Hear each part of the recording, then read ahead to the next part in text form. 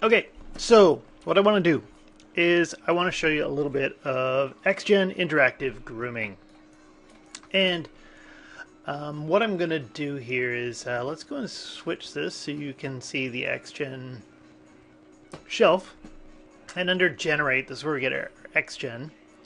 Okay, and there's an Xgen, here I'll just pull this off so you can see it. Xgen editor, and it goes down, there's a little partition here. This is kind of a lot of the old Xgen. And if you open this up, this is kind of the older version of Xgen. You can import fur samples and crap like that from their library. But what has come to my attention is this section right here is much more interesting and easy and intuitive. The old one is kind of unintuitive. So what we're going to do is if I go in here and I create interactive groom splines, immediately it changes. There is a interactive groom for Xgen. There's the old Xgen, there's the interactive groom. Okay, and as soon as I do this, I get hair on my character all over the scalp that I created. The hair, if I go in here and I roll it out a little bit, there's the description. Let's see, if I go into the attribute editor, I personally like having my attribute editor floating around. Let's just go and push this over here. Okay, and you're also going to need to go into your tool settings, but let's just take a look in the attribute editor, the big things you need to see. So right away we can go down to the description base, and here there's a density mask, density multiplier. It looks like you can go and paint this on, but I found that this is kind of funky. And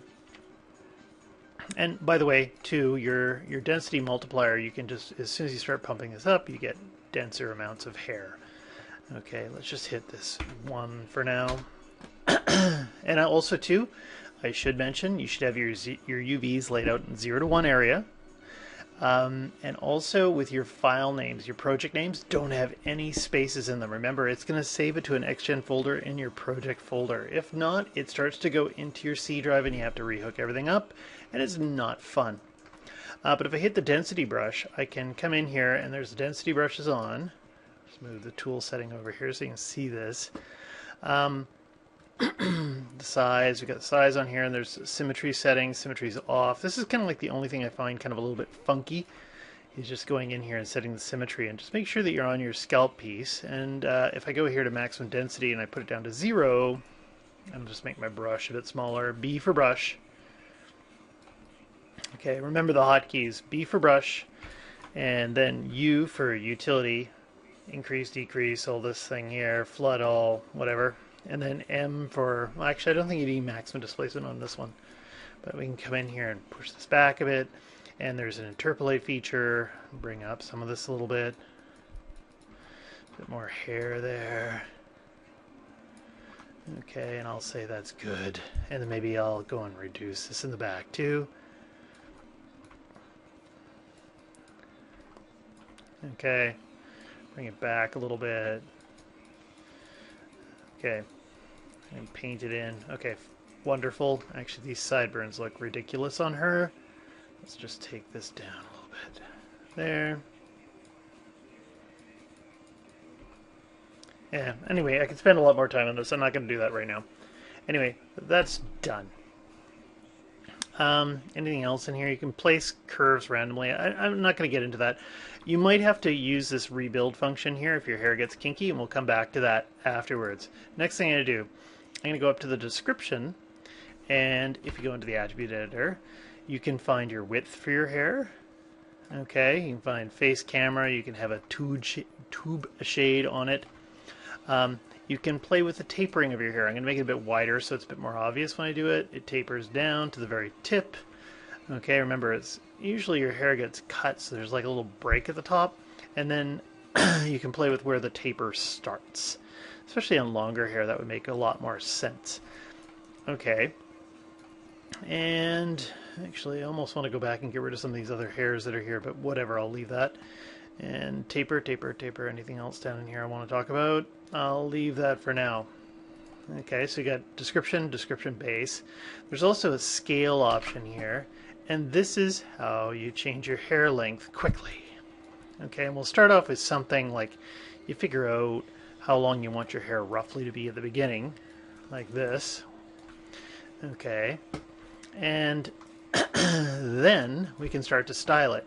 Now, as I mentioned before, Xgen has this section here that goes up to that partition, and then it goes down into here, and there's like grooming tools that are down in here. Hotkeys, Control 1, and fast to get to. When you look here on the shelf, that old Xgen is right up to here to that little partition. Then all this stuff here is the new stuff, and that's all those brushes. Okay, so it gets kind of quick after this. You can start to play with your scalp, or your sculpt, sorry. And if you look at the sculpt, we got the sculpt layer. So this is like our base layer. We could just even go ahead and add another sculpt layer, and then we go down here. Don't like how these stack and how they select, but you always got to make sure you're on the edit. And I might even go in here and let's just call this, do I want to call this base shape? I almost want to call it mullet time, but anyway, whatever. Okay, base sculpt, sorry. What the hell is wrong with me? Done. Base sculpt. And I'm on the edit thing here, so I can come in here and I can grab some of these brushes. What do we have? We have a comb brush.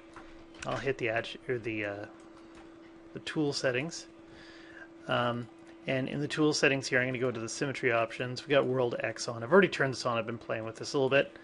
Okay, and so when you can comb both sides at the same time. Also too, when you comb, make sure that you have collide with mesh on. I'm not sure how often I want that off. Uh-oh, I thought it was going to crash on me or something for a second. Okay, great. And this is okay, combing.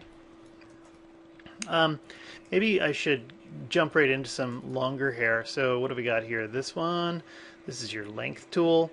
And so make sure my symmetry settings are on. Anything collide with mesh, invert frozen effect, we'll talk about that shortly. And I can just come in here and start to pull some of this hair down and figure out how long I want the hair to be.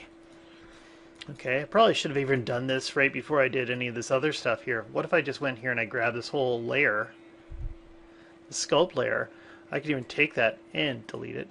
And I could go in here and create another one. Go back to this one, doop, and I can go in here and hit the length. Okay, great. And figure this out. How big should this be? Okay, now this looks crazy. Okay, and is there anything in here I should worry about? Flood. Lengthens the whole thing. Okay, and then I'm going to switch to another brush here. There is the cut tool. So the cut tool is kind of interesting. I'm just going to reset it. And what do we got here? Filter back faces. If I turn this, if I have filter back faces on, when I do this, you notice it doesn't cut everything off. And also too, we didn't have symmetry, so I'm just going to go down here, symmetry settings, and World X, and I'm going to turn that off. And so now, when I kind of go around the edges, I kind of quickly can trim this hair down and kind of even it all out. Okay, I'm probably going to have to take this and do some other things to it. Okay, great. So we got this cut tool. We got the length tool. Let's go back to the comb. Here, I'll just move this over here. And I'm just going to make sure I got symmetry on both sides. Make sure I make the brush bigger. And start to comb it.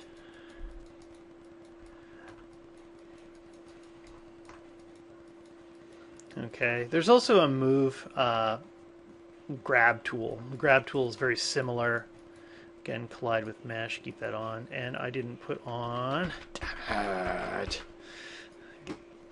Again, I find this funky. There, we can grab it and pull it in. Sometimes combing just takes too long. I never comb my hair. Combs never touched my hair in years. Okay, and let's see, anything else in here? Great, great, great, great, great. Grab. And, okay, we'll say that's good for now. That's not good enough, but whatever. Okay. And then maybe I'll go back to the comb for a second. I want to split some of these areas. Actually, before I go to the comb, you'll notice that comb doesn't really pull away that well. So I'm just going to undo that. And I'm going to go over here and get the snowflake brush. That freezes things. So I can come in here and freeze half of this. Okay, and then I can grab my comb, and even though I've got symmetry on, oh, even though I have symmetry on, turn your freaking symmetry off. It's easier. There we go. And I can pull this away, pull it down. Okay, good enough for now. And then if I go back to the snowflake brush, the freeze brush, I can go and hit invert frozen, and I can flip over here, then go back to my comb, and I can comb that down the other way. Style it a little bit. I always think everything looks better when it's a little bit asymmetrical, looks more normal.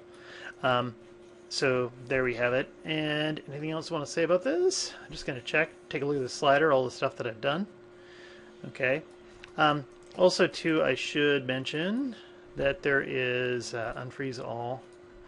There is a noise brush, a noise tool, and if I go into the tool settings, I just double click on it here and it shows up.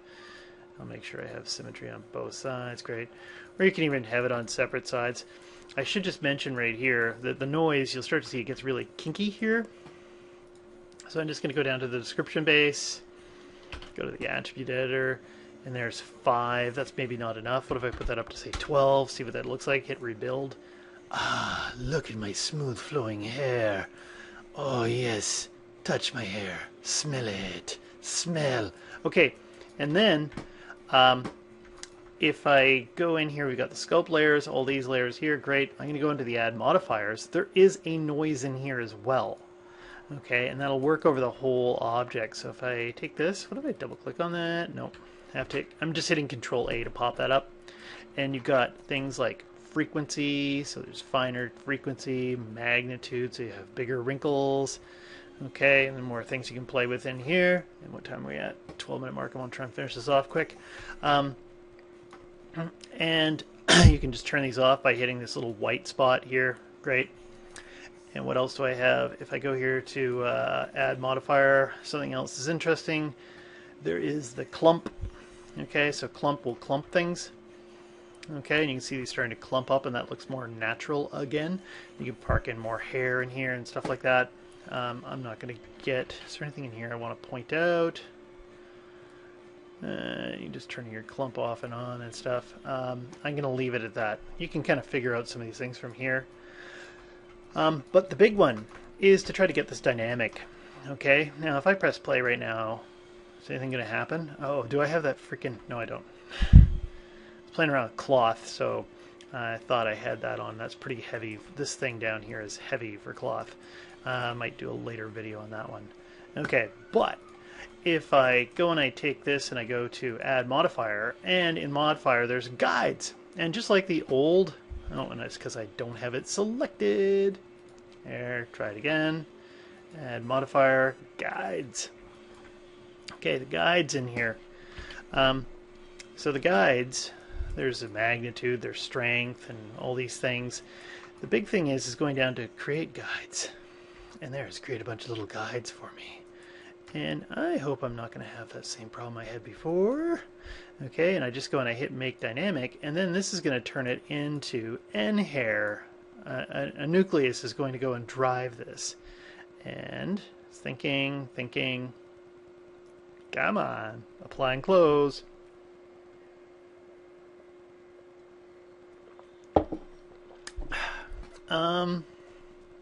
Just wait a second. Why did it just decide to freak out a little bit?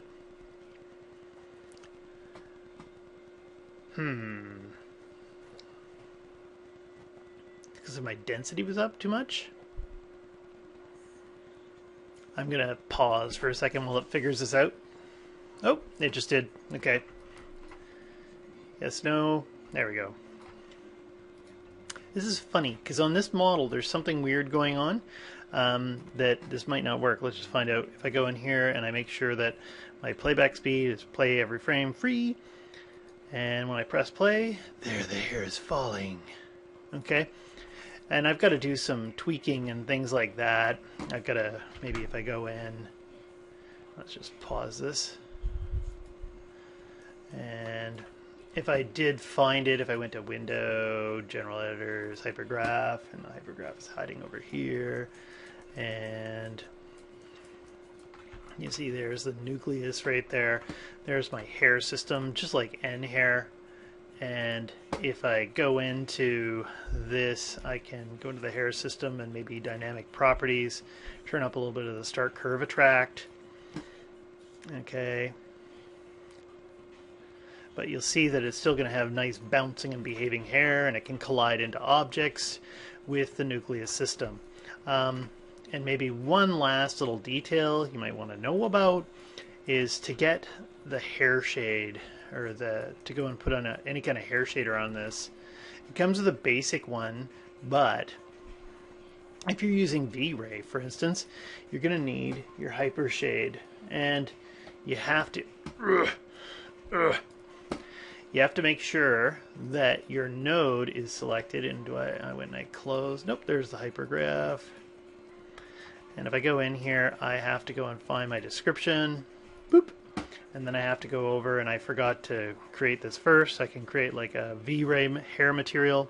What do they got? V-Ray next hair. V-Ray hair next. Why do they keep naming this stuff funny?